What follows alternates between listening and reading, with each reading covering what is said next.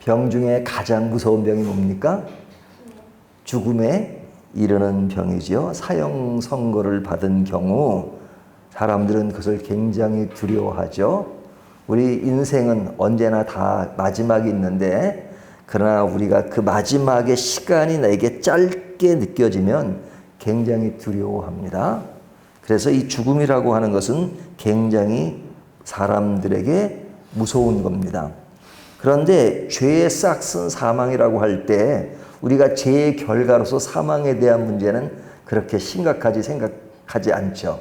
하지만 이 사망이라고 하는 것은 죄와 연결시킬 때 바로 내가 죄를 짐으로 죽는 건 아니지만 그 죄로 인해서 파생되는 그 요소들, 그것이 죽음이라는 것이 연결되는 것을 깊이 생각해 보면 정말로 죄라고 하는 것은 무서운 겁니다.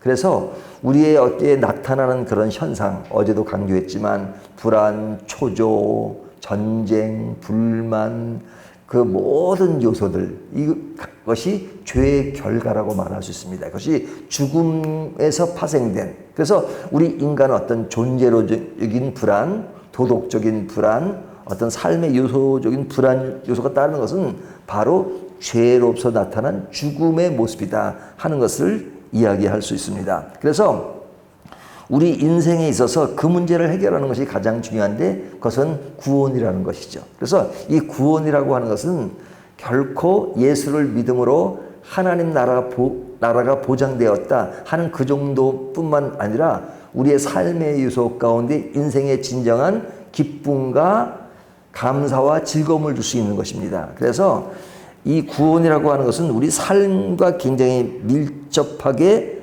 관련되어 있는 것이죠.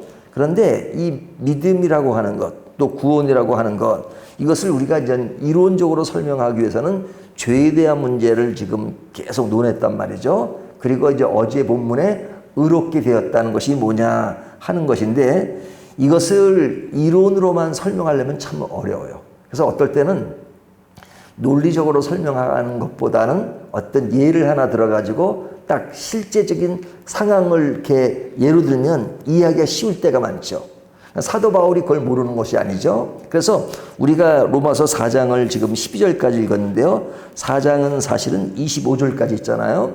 근데 이제 내일은 저희가 새벽 기도를 모이지 않으니까 이제 개인이 보셔야 되는데 25절까지를 염두에 두고 보면 이 내용이 한 사람을 등장시켜서 구원받는 칭의가 무엇인가 하는 것을 설명하는 겁니다. 그래서 한 인물을 등장시키는데요. 그 인물이 누굽니까? 아브라함이죠. 아브라함. 그러니까 아브라함을 가지고 딱 설명을 하기가 너무너무 쉬운 거예요. 왜냐하면 로마서라고 하면 사도 바울이 로마에 있는 교회에다 편지를 보낸 거잖아요. 근데 그 모인 사람들 중에는 유대인으로 있다가 그리스도인이 되는 사람들이 많죠. 그래서 유대인들을 항상 염두에 두는데 유대인들에게 아브라함이라는 존재는 굉장히 중요한 존재예요. 왜냐하면 자신들의 조상이라고 생각하고 그의 그 흐름을 따라서 자기 민족이 형성된 거잖아요. 아브라함이 가나안 땅에 들어와서 그래서 그 이스라엘에 정착하면서 그 민족이 만들어진 것이니까 아브라함은 자신들의 조상이란 말이죠. 그래서 그 조상을 가지고 이야기하면 좀 더 그들이 이해하기가 쉬운 거죠. 그래서 오늘 본문은 사도 바울이 유대인의 조상인 아브라함을 가지고 이야기합니다. 물론 내용 속에는 다윗이 잠깐 등장해요. 그러니까 다윗이라는 존재도 굉장히 중요하죠. 다윗은 어떤 사람이에요? 아브라함이 조상이라면 그들이 가장 내세우는 사람 중에 한 사람이 다윗이죠. 그는 초대 왕은 아니지만 사실은 초대 왕의 역할을 하죠. 그 다윗 왕 전에 누가 있었죠? 사울 왕. 하지만 그들은 사울 왕을 인정하지 않았어요. 그리고 성경 분류상 사울을 사사의 한 인물로 이야기하는 경우도 많단 말이죠. 그러니까 실제로 다윗 왕은 그들에게 굉장히 중요한 인물이에요. 그러니까 사도 바울은 다윗도 살짝 거론하고 아브라함을 거론함으로써 우리에게 주어지는 그 구원이 무엇이냐 하는 것들을 이론적으로 보다는 사실적인 인물을 등장시킴으로써 그것을 설명하고 있는 겁니다. 자, 이 설명 중에 전 가장 중요하게 언급되고 있는 것이 뭐냐. 2절을 보면요. 만일 아브라함이 행위로서 의롭다 하심을 받았으면 자랑할 것이 있으려니와 하나님 앞에서는 없느니라. 자, 아브라함이 구원을 얻은 것은 무엇으로 얻은 것이 아니다? 행위로 얻은 것이 아니다 이거죠. 행위로 얻은 것이 아니다 하는 것을 이야기합니다. 자, 우리가 아브라함을 대단한 인물로 생각하지만 행위로 볼 때 그가 대단한 것이 있죠, 물론. 하지만 완전하진 않잖아요. 그래서 저도 아브라함과 저를 비교해 보면 제가 아브라함과 나은 부분이 있단 말이죠. 몇 가지가 있어요. 그것이 뭐냐면 저는 한 번도 제 아내를 다른 남자에게 판 적이 없거든요. 근데 아브라함은 자기 아내를 넘겨줬잖아요. 에? 하나님이 그래 은혜로 살려주긴 했지만, 그러니까 이런 행위를 보면 아브라함이 대단하다 말할 수 없죠. 그 한 면만 보면 다윗은요. 다윗은 밧세바를 범한 사건, 밧세바를 범한 정도가 아니라 밧세바의 남편을 죽였어요. 그 충성된 장군임에도 불구하고 죽였단 말이죠. 제가 그런 적은 없거든요. 그러니까 그 면만 따지면 아브라함과 다윗보다 낫잖아요. 그러니까 이 이야기를 하는 이유가 뭐예요? 어떤 인간도 완전하지 않다는 거죠. 그러니까 아브라함이 행위로 구원을 얻는다 그러면 그런 오류는 없어야 되잖아요. 하지만 그런 오류가 사실은 성경에 언급된 것이 몇 가지가 있지만 언급되지 않은 것까지 따지면 얼마나 많겠어요. 사람인데. 우리와 똑같은 성정을 가진 사람엔 한계가 있어요. 그래서 오늘 본문은 자꾸 강조하는 것이 뭐냐면 3절, 4절, 6절을 보면요. 3절 성경이 무엇을 말하느냐. 아브라함이 하나님을 믿음에 그것이 그의 의로 여기신 바 되었느니라. 여기 보면 하나님을 믿음에 그러죠. 또 4절을 보면 일하는 자에게는 그 삭시 은혜로 여겨지지 아니하고 보수로 여겨지거니와. 그러니까 일을 하지 않아도 받는 그 은혜에 대한 이야기를 하고 있죠. 6절을 보면 일한 것이 없이 하나님께 의로 여기심을 받은 사람의 복에 대하여 다윗이 말한 바 그러죠. 그러니까 지금 은혜를 강조하는 겁니다. 그러니까 인간의 공로로 구원받은 것이 아니라 은혜로 구원받은 것이다 하는 것을 강조하는데 그것은 아브라함과 다윗의 문맥에서 설명하고 있는 것이죠. 그러니까 그들의 공로를 가지고 구원을 말할 수 없다는 거죠. 5절을 보면 이를 아니할지라도 경건하지 아니한 자를 의롭다 하시는 이를 믿는 자에게는 그의 믿음을 의로 여기시라니 하는 것을 강조함으로써 의를 강조하죠. 하나님의 의, 그것은 어떤 인간의 어떤 경건함이 아니다 이거죠. 그래서 아브라함은 경건함으로 구원받았다라고 말할 수 없는 겁니다. 그러니까 유대인들에게 구원은 공로로 되어 있지 않다는 것을 강조해요. 자, 어제 본문 전으로 가면 유대인들이 가장 자랑하는 것이 무엇이었죠? 자기들이 선민이었다는 것. 그 선민을 증명할 수 있는 것이 뭐였어요? 할례. 그러니까 아브라함은 믿음의 조상이니까 조상을 가지고 얘기할 때는 할례와 또 그들이 가장 자랑하는 것이 무엇이었어요? 율법. 그러니까 믿음의 조상이라고 하지만 그들은 믿음의 조상이라고 말하지 않고 자신들의 어떤 육신적인 조상으로 보는 거죠. 그 육신적인 조상을 자랑할 때 그 안에 무엇을 포함시키냐면 율법과 할례 그리고 어떤 하나님이 부르신 그 조상 이것을 가지고 이야기한단 말이죠. 그러니까 이것을 가지고 자신들의 어떤 그 우월감 이런 것을 자랑하는데 자 할례가 결국은 그들이 선민이라는 것으로 이야기하고 그것이 구원이라는 것을 이야기하는데 사도 바울은 그 모든 것들을 끄집어내서 증명하는 겁니다. 할례에 대한 이야기를 하면 아브라함이 언제 할례를 받았어요? 99세에 받았어요. 할례를. 보통 할례는 난지 8일 만에 받잖아요. 근데 아브라함은 할례를 99세에 받았어요. 언제 받았느냐? 이스마엘이 13세가 됐을 때 아브라함이 할례를 받았거든요. 그러니까 하나님의 언약은 아브라함에게 언제 되었냐면 그 이스마엘을 낳기 전에 그의 나이가 75세 때 하나님이 아브라함을 부른 겁니다. 하나님이 불렀어요. 갈대아 우르를 통해서 하란을 통해서 가나안 땅에 들어오는데 그때가 나이가 75세였단 말이죠. 그러면 그때는 할례를 받은 상태 아니에요? 아니죠. 그로부터 세월이 한참 지나서 받았단 말이죠. 그러니까 하나님의 부르심을 받을 때 그때는 할례를 받을 때가 아니었어요. 만약에 할례가 기준이라면 이미 그때 할례를 행했어야죠. 10절 그런즉 그것이 어떻게 여겼냐 할례시냐 무할례시냐 할례시가 아니라 무할례시니라. 언제? 그 앞에 이야기죠. 11절 그가 할례의 표를 받은 것은 무할례시의 믿음으로 된 의를 인친 것이니 이는 무할례자로서 믿는 모든 자의 조상이 되어 그들로 의로 여김을 얻게 하려 하심이라. 그러니까 그가 의의 조상으로 여긴다면 그가 무할례시의 의롭다함을 받은 것이다 이거죠. 하나님의 부르심을 받았으니까. 그러니까 믿음을 이야기할 때 구원을 얘기할 때 할례와 상관이 있느냐 없느냐 없다는 거죠. 없다는 거죠. 근데 유대인들은 그와는 해석이 달랐다 그런 것이죠. 자, 율법에 관련된 이야기를 하면 율법은 언제 일어난 겁니까? 되어진 겁니까? 물론 엄밀하면서 하나님이 아담과 하와에게 선악과를 따먹지 말라. 그것도 율법이라고 말할 수 있어요.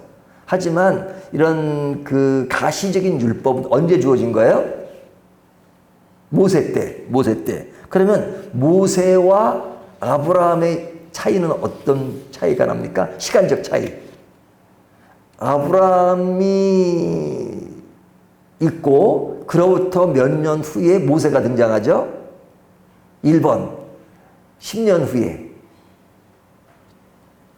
2번 30년 후에, 3번 50년 후에, 4번 400년 이후에. 이거 너무 아람아 430년 이후에 모세가 등장하잖아요. 아브라함서부터 430년 이후에 모세가 등장한단 말이죠. 그러면 모세 율법이 주어진 것은 아브라함 후 한참 후에 주어진 것이잖아요. 그러면 율법을 말하는 것은 좀 어설프죠. 그러니까 그들이 말하는 인간의 행위로서도 아니고 할례로도 아니고 율법으로도 아니라 이거죠. 그런 기준으로 따진다면 아브라함은 구원을 받을 수 있어요? 없어요?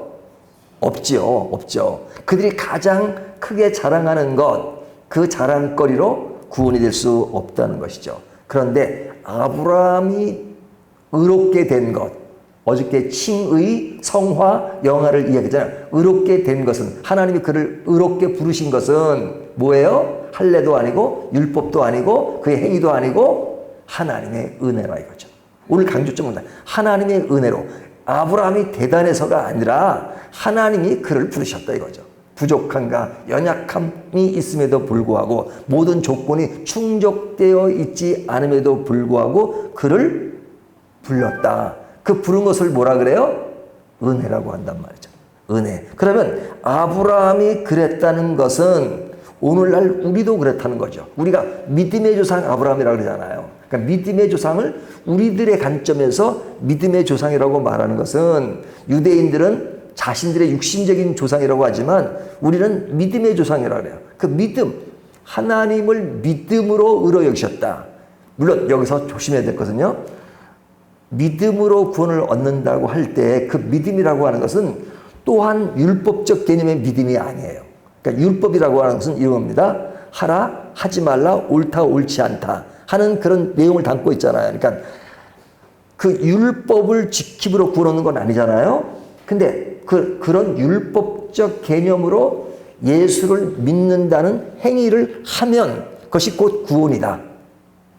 그러니까 믿음이라고 행하는 행위를 말해요. 예를 들면 이렇게 얘기하잖아요. 아이고 그냥 예수 믿을 생각이 별로 없는데 아이고 예수 믿는 거 어렵지 않아. 그냥 지금 이 순간에 예수 믿는다고 그래 믿는다 그래. 아직 안 믿어. 그냥 믿어. 입으로 신하여 구원 얻는다 했으니까 믿는다고 한마디 해. 그러면 구원돼. 그렇게 쉽게 얘기하잖아요. 그러니까 믿음은 진짜 간단한 겁니다. 진짜 내가 그냥 영접하는 거예요.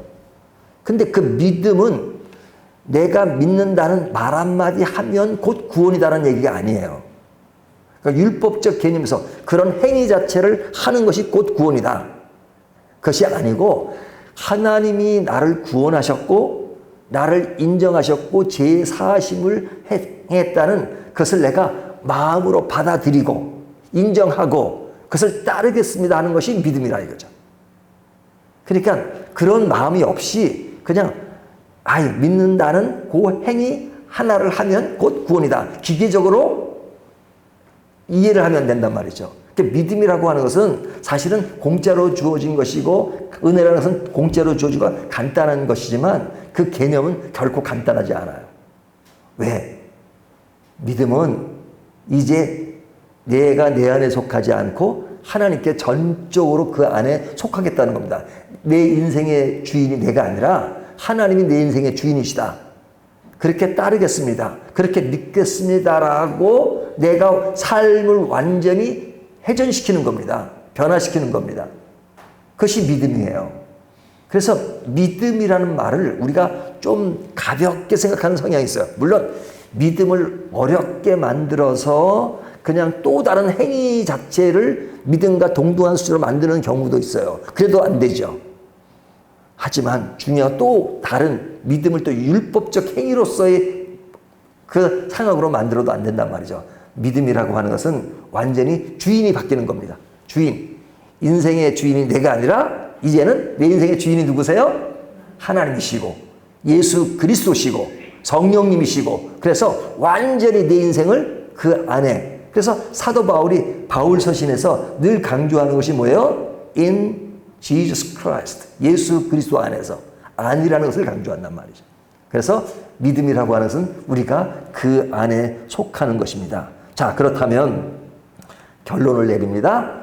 아브라함은 행위로도 율법으로도 할례로도 구원을 얻은 것이 아니라 그의 의로 하나님이 여기신 것 거기에 대해서 아브라함은 반응한 것이다 이거죠. 하나님 그렇게 하신 것을 예 알겠습니다. 감사합니다. 따라가는 것 그것이 믿음으로 구원 얻었다고 말씀하는 것이죠. 그러니까 모든 구원의 주체는 누구신 거예요? 하나님이신 것이죠. 내가 아닙니다. 내가 아니라 하나님의 주체로 하신 것. 그래서 우리가 예수를 뭐로 믿는다 그래요? 구원을 받는데 예수를 믿는다 그러잖아요. 예수를 믿음으로 구원 얻는다 그러잖아요. 예수를 믿는 것. 그러니까 예수 그리스도께서 십자가를 통해서 우리를 다 하신 그 모든 것을 내가 믿는 것이다.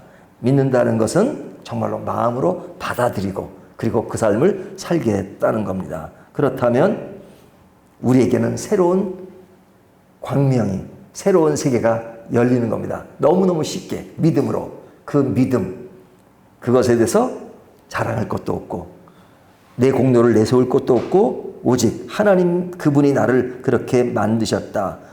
우리는 이미 죄로 사형 선고를 받았는데 법정적으로 너희는 의인이야. 너희는 죄 사함을 받았어. 라고 칭의 하나님이 의롭게 여기신 그 사람이 누구예요? 아브라함인데 그 아브라함은 우리들의 모델로 설명하시니까 결국 누구 얘기예요? 우리들의 얘기죠. 우리들의. 여러분은 의롭다 칭함을 받은 것이 내 인생의 가장 큰 것이 아니겠어요? 그러니까 신앙생활을 하면요 자꾸만 구원보다 큰 것이 없음에도 불구하고 자꾸 이제 구원의 가치는 자꾸 작게 만들어요. 이제 구원은 이미 받은 것이고 그리고 그냥 살아가는데 하나님 나 돈도 많이 주시고 또 뭐 명예도 주시고 뭐 그다음에 뭐 잘되게 해주시고 하는 그쪽에 더 관심을 가져요. 그거는 우리 신앙에서는 너무너무 작은 분량이에요. 그런 모든 것을 다 가지고 있어도 구원이 없다 그러면 아무것도 아니잖아요. 내 인생에 구원받은 것, 이것은 결코 신앙의 초보적인 한 단계가 아니라 all of them, 내 인생의 모든 것입니다. 그리고 그 구원의 반경 위에서 살아가는 삶의 아름다움, 기쁨, 그 즐거움은 말할 수 없는 것이죠. 그래서 진짜 예수를 잘 믿는 그 비결 중에 하나는 내가 구원의 감격을 늘 묵상하고 감사하고 말씀을 읽을 때마다 기도할 때마다 그것을 늘 되새기는 겁니다. 그래서 그런 기도가 필요해요. 하나님 나를 구원해 주셔서 감사합니다. 우리가 사형 선고를 받은 사람이 사형을 면하게 되면 내가 그 은혜를 그런 이야기를 하는 것처럼 하나님 앞에 우리가 죄사함을 받은 것이 얼마나 감사합니까? 그 감사를 늘 기쁘게 여기며 늘 그 은혜로 더욱더 즐거워하고 감사하고 삶의 의미를 만들어가는 저와 여러분이 되시기를 주님의 이름으로 축원합니다.